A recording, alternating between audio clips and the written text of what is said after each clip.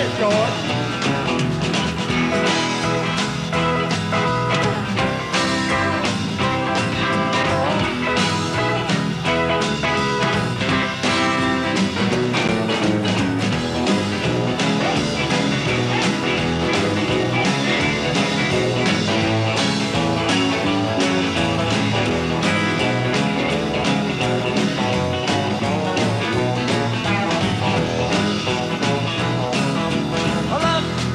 And I want you to know I like the way that you wear your clothes.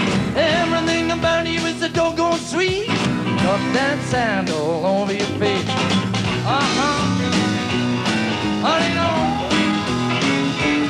Honey, no. Honey, no.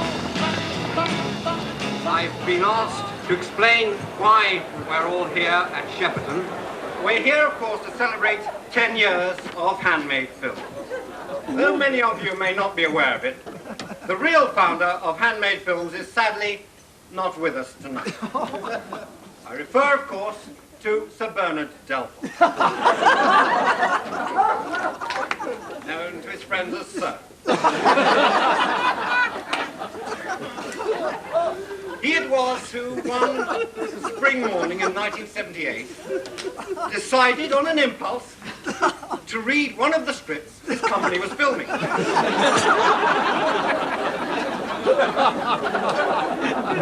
Something which George has never done. Anyway, Sir didn't like what he read. It was called The Life of Brian, and he thought it blasphemous.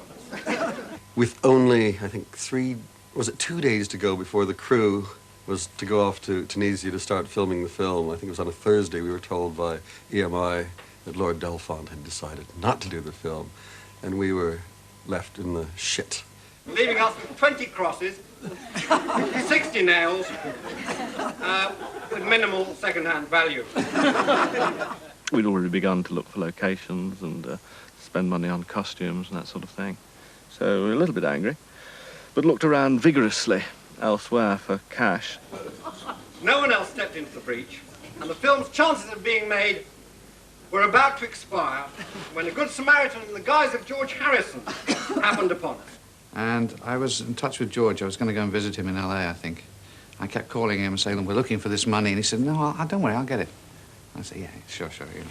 And then we'd go and ask these various corporate executives in New York for the money, and they say, how much, quick? What? It's for the wife. Oh, 20 shekels. Right. What? They were. Wait a minute. What? Well, we're supposed to haggle. No, I've got to get... What do you mean, no? I haven't got time. Well, give it back, then. No, I just paid you. What? Yeah. This bloke won't haggle. Won't haggle? And every time I'd report to George, he'd say, no, I'll get it, don't worry. I mean, I'll do it. And I didn't believe him, because I didn't believe you could just pick up a film like that for $4 million. I didn't know just how loaded he was. Come on, haggle. All right, I'll give you 10. That's more like it. 10? Are you trying to insult me? Me, with a poor dying grandmother? 10? All right, I'll give you 11. Now you're getting it. 11? Did I hear you right? 11? This cost me 12? Basically what had happened was that Eric at the last moment had shown it to George, and George had given it back to Eric and said, I think we should make it. Basically, that's it, I suppose. I just wanted to see the film.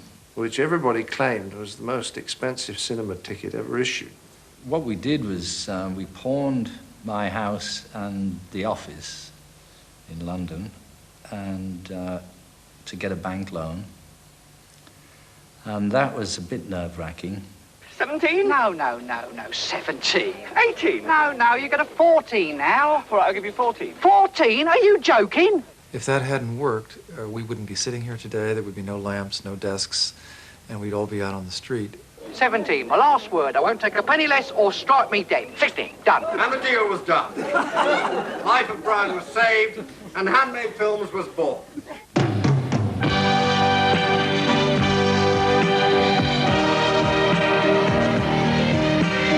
Brian, the babe they call Brian. Originally, we thought that Brian was, in fact, the 13th disciple, but that he had a very demanding wife, and it was very hard for him to get away.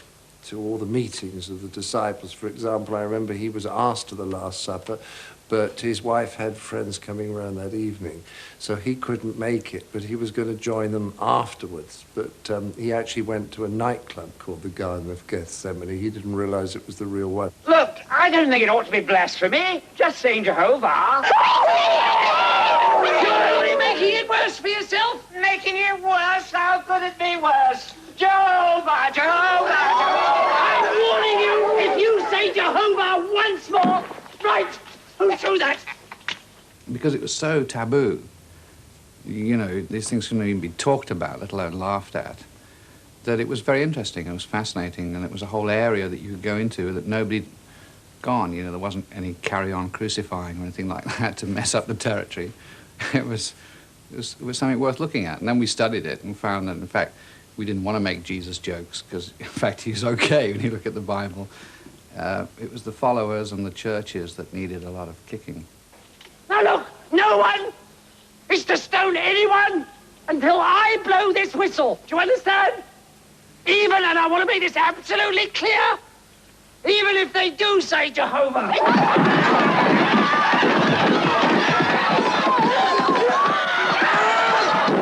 Its intention was kind. In fact, it really was getting at the people that we really thought must have bugged Christ. You know, people that constantly got the message wrong. Could you be quiet, please? What was that? I don't know. I was too busy talking to Big Nose. I think it was Blessed Are the Cheesemakers. What's so special about the cheesemakers? Well, obviously, it's not meant to be taken literally. It refers to any manufacturers of dairy products. The purpose of the film is to make fun, and I make no bounds about it, is to make fun of the way that some people follow religious leaders. Nowadays, any good film producer knows blasphemy is almost as good at the box office as Tom Cruise. The Life of Brian was remarkable in one or two ways. It marked, as I remember, the beginning and end of George Harrison's film career. As an actor, I guess. George had been persuaded, against his better nature, to appear in a short cameo in the picture. And he was given the little sought-after role of 340 Jewish man in kitchen. Brian, can I introduce the gentleman who's letting us have the mounts on Sunday? Hello. Don't push! I think for George, the shock of finding himself in a crowd mobbing somebody else was just too much. And he took a well-earned early retirement and went back to his previous career as a musician. Some people are good at acting. I have trouble enough just trying to pretend to be me, you know, without trying to be somebody else. You know, it's just one of those things I can't, you know, I never felt that comfortable. There's one moment I had of a slight, well, when I say slight, I mean huge embarrassment. That was because of the scene where Brian spent the very first night with his newly acquired girlfriend, Judith Iscariot.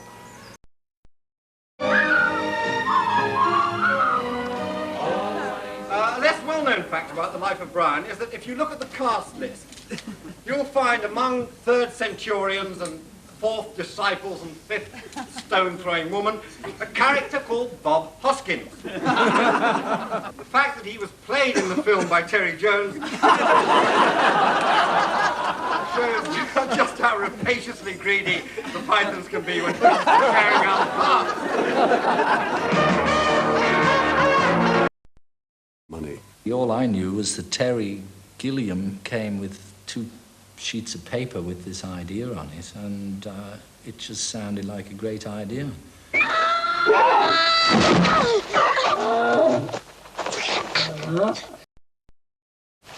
Yes, but it has to be done sometimes. Well, there weren't any big stars in it, really, were there?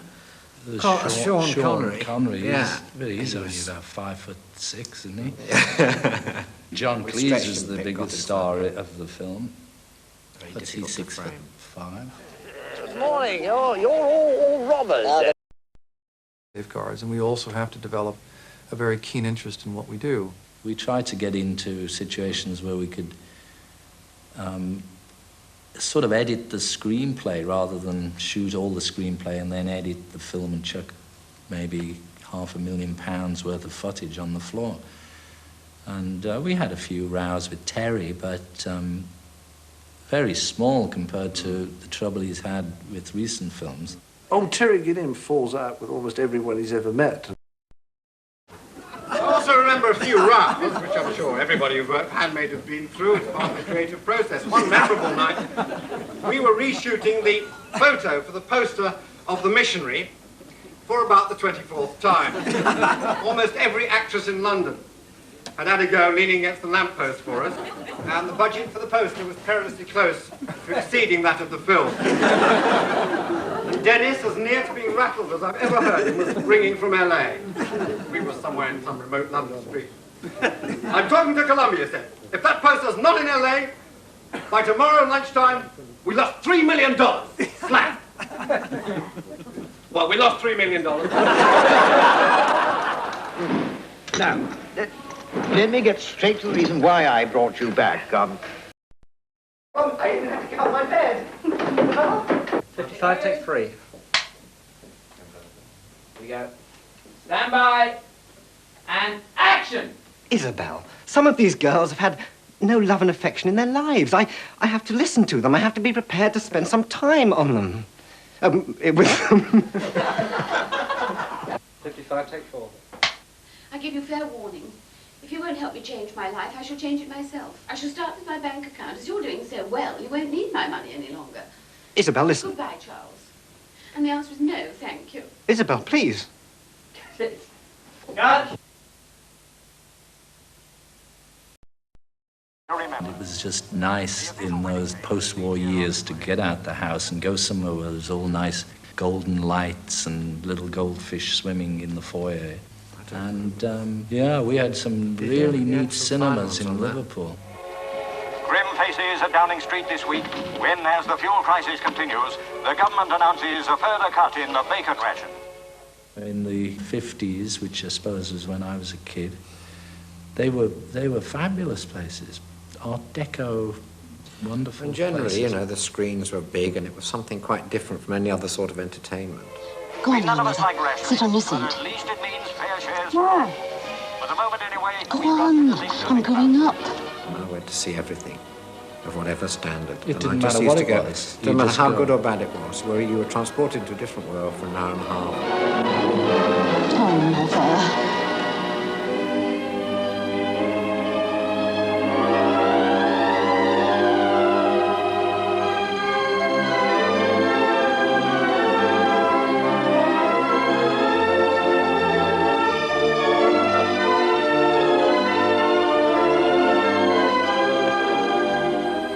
Program in those days, you got a full program. Aye, and it only cost 9p. I remember when you could go 9p, to the cinema. You must have been in Royal Circle. We used to 23. cram 50 of us into Gents' toilet for a penny, and we watched. We'd only see film when door open. Wouldn't get much of an idea. 3 of it, boxes of but we were cheap. Maltesers and popcorns and a Kiora orange squash. Oh, Kiora, we took all water. for a shilling. We took water, and if we found an orange rolling on the floor, we'd squeeze it in there. Mm. That's the best way we could make orange. Right. I had to get up in the morning at 10 o'clock at night, half an hour. And they won't believe you. No, they won't. I once asked George how he liked the script of Private Function. He said, well, I'm only up to page 7. I asked him 3 months later, he said, I'm up to page 11 now. Really enjoying it. This town, these people are going to have to be made to sit up and take notice. Apologetic, very modest about his involvement in Handmade. But to know that one of the driving forces behind the company is someone who knows all about the trials and tribulations of showbiz from the artist's point of view is actually one of the great attractions of working for Handmade. It's made me a movie mogul. That's what they always say in the papers, movie mogul. I mean, it's stupid, really. I mean, it's just... I don't see any big mystique about the film business. In fact, I don't really think the film business is all it's cracked up to be, really. For George, I think for a while when he was not getting anywhere in his musical career, he was creating music, but people were sort of looking the other way, which happens in show business. I think it gave him something to be proud of. Here Sonny's a film producer. And then suddenly it became the thing. Every rock and roll star now wants a film company. I mean, I have another job, you see.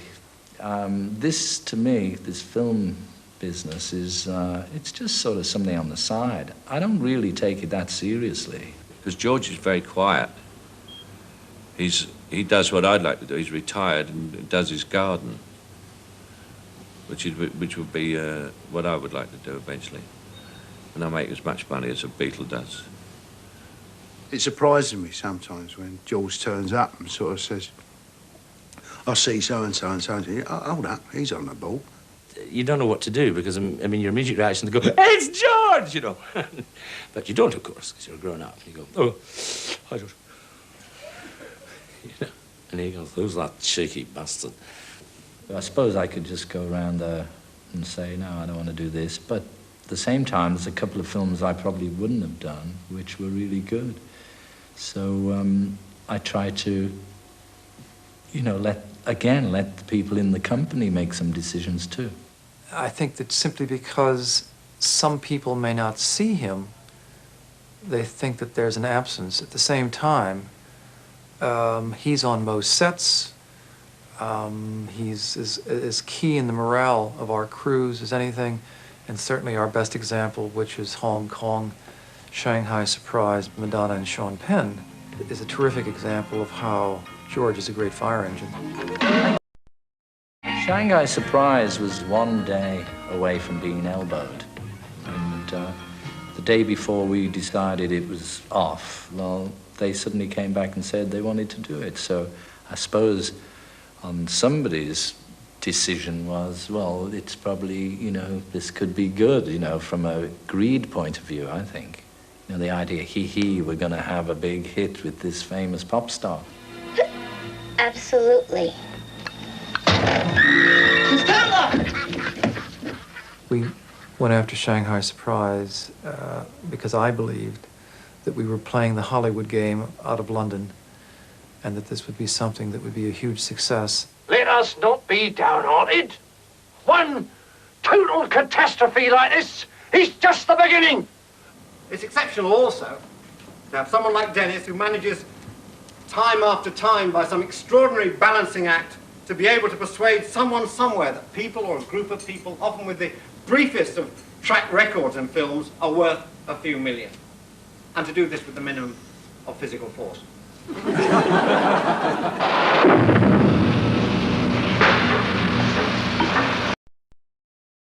Well, I am the nice one. I once asked Dennis actually how he did finance this amazing succession of films. He was a little vague. Mentioned a great many islands, which I hadn't heard of since stamp collecting days.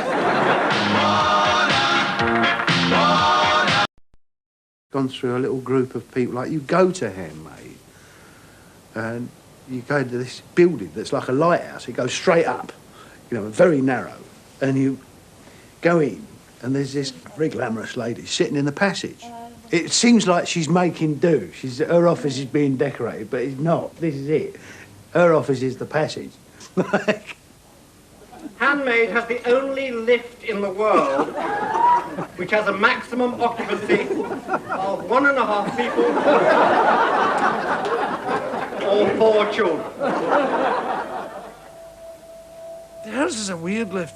The secretary comes into the lift and puts a key in it and turns it, and then she gets out. And the door closes and off you go in your wee capsule. And to this floor, you don't get to see any of the other floors. Right. And turn! My personal theory is it's only the lights that change on the thing. Outside the door, you're not going any place. There's guys shoving it to give it the impression that's working. And outside, everybody's rearranging the furniture, putting a bed in and a table. Come in, and it's Dennis's office. I think they only have the ground floor. I think George Harrison has no money. The whole thing's a lie. If you are involved with Handmade, the possibilities are quite extraordinary. You could just come up with a lollipop wrapper and say, I'd like to make a film about this character on the lollipop wrapper. Yeah? And then they'll listen.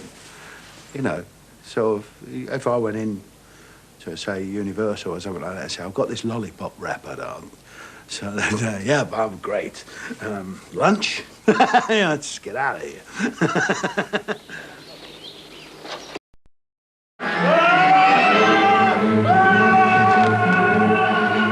This film, How to Get Ahead in Advertising, I can't wait to see it because it's like your way of giving them the two fingers. And I think we need to make films with people like Bruce Robinson, who's, you know, just a little bit wacky and slightly different.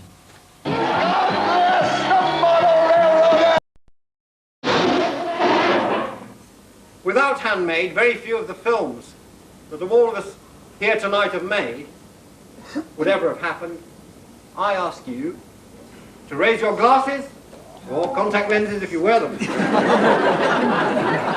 a toast to Handmade Film. Handmade Film. Handmade Film. Ladies and gentlemen, Mr. George Harrison. Really a man of big guitar that could just say something to you. You know, that'd do me. Anyway, so let's get on with the music. I'll try, I've got my speech here. Thank you all for coming. Now, fuck off. Thank God for rock and roll music. Anyway, I love you all, and it's a pleasure to pretend to be in the film business in this stupid life, the cartoon world we're living in. But the big thanks of all goes, for me personally, to Carl Perkins. And Carl has come all this way from Nashville to entertain me, and I don't care about you lot, you know, whether you like it or not. Carl came here to do it for me, you know, and it's like to thank Carl after being in show business and being in the film business, just to remind me that it's still much better being a guitar player. Well, that's all right, Mama. That's all right with you. That's all right, Mama. Any way you do it, that's all right. That's all right. That's all right, my mama. Any way you do. I think George has got a few sort of messages he'd like to make, but I think he does that with his music anyway. You know, I don't think George relies on the film game to say what he wants to say. Ain't no good for you. Well, that's all right. That's all right. That's all right. That's all right, my mama. I mean, after all, George Harrison doesn't have to make films, does he? He can do anything he likes, really.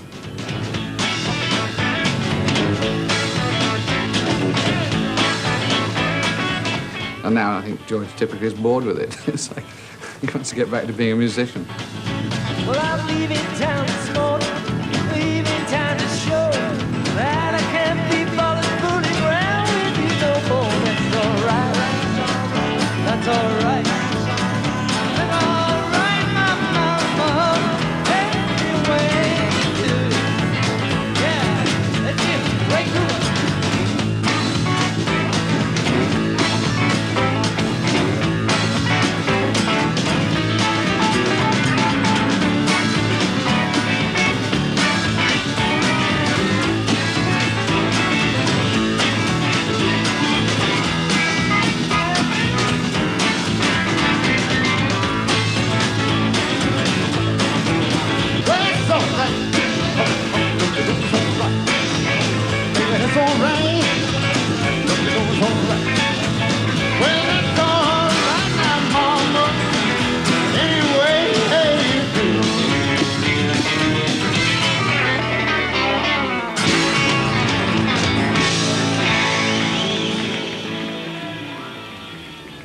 And that's it, really.